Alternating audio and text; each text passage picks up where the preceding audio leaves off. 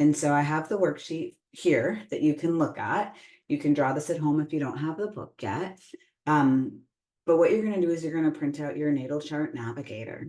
And let me show you exactly how to do that. So let me show you how to get the natal chart navigator so that you can fill this out, and then we can do part 2 of the video, which is decoding and adding in your family and friends, okay? Because that's going to be a really important component for you to be aware of. So I'm going to go ahead and hit my screen share, and I muted myself.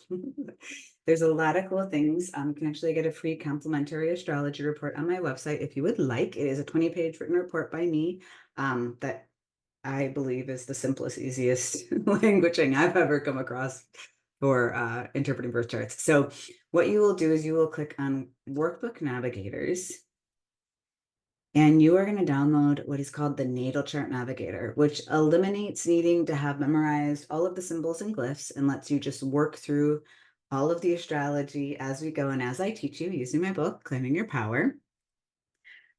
This is one of those tech things where I think people move really, really fast through it and they get really frustrated, because I will show you in a minute why you might get frustrated with downloading this from me.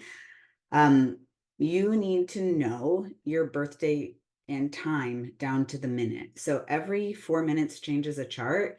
And let me tell you, it is extremely important. The mother's memory of like born around 4-ish usually means you were born at like 8:13 p.m. and then that changes your birth time. Here's where it can get funny. You have to pick the state. If you're born in a different country, you can go down there. And then when it comes to city, this is like my own computer stuff. Don't click on that. You start typing. I would type Chicago, and then I'm going to select it, and it's going to auto-populate my longitude and latitude. And then I'm going to be able to calculate my birth chart. And all we're doing in this exercise is we're going through and we're going to look at the worksheet, which I have, and you can just write this down on a piece of paper and pause the video and just kind of organize it for yourself. We're sorting the planets by element to see where you have the most of this fire, earth, air, and water. And that way in part 2, we can get to the relationship mapping and seeing why you've attracted in the friends you have, the partner you have, what's going on with your children, your boss, all of that really amazing stuff. We get to dive deep. We got to do the work first. So here's my example of me doing just that. I'm going through the list. I'm checking off every single planet. I'm inputting it into the worksheet, and this is allowing me to self-organize and see.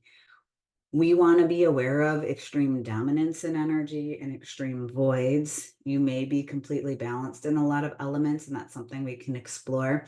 It will give you a framework to understand why you magnetize towards some people and repel other people. It will teach you about karma and energy. It will teach you how to complement yourself in the areas of life where you need to be complementary in energy versus where you need to be contrasting in energy. And I use this virtually every day of my life, in my personal life, in my professional life. We are starting here. I call it relationship mapping because you are an individual. I am an individual, and we have different makeups. We have different frameworks.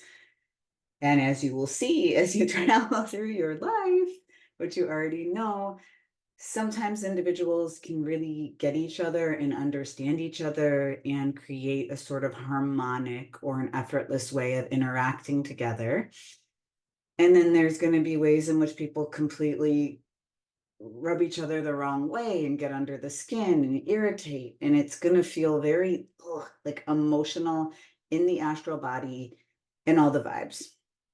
And that's the first level of awareness, right? Because eventually you get to a point where, like, I could appreciate everyone, I can get along with everyone, and you start to become much more aware that in certain situations you need different things. For instance, in a professional setting, it can be really beneficial to have the person who rubs you the wrong way or sees things completely different from you, because it it hedges your bets and it helps you be more successful. Whereas in a personal relationship or an intimate relationship where you spend so much time with somebody, that will literally be catastrophic. So these things are so important. We're starting with the fundamentals. There are 4 elements in astrology. They make up the zodiac and they are the root code of everything.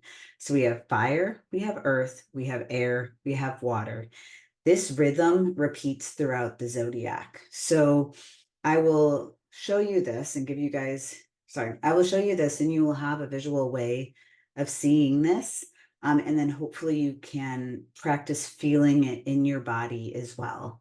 So fire is going to be the element that is completely invigorating and fast moving and leadership oriented and thought provoking. And they're the runners of the zodiac. They are the travelers, the ambitious CEOs. They are the visionaries that can see the broad path and where to go, and they can make up where to go.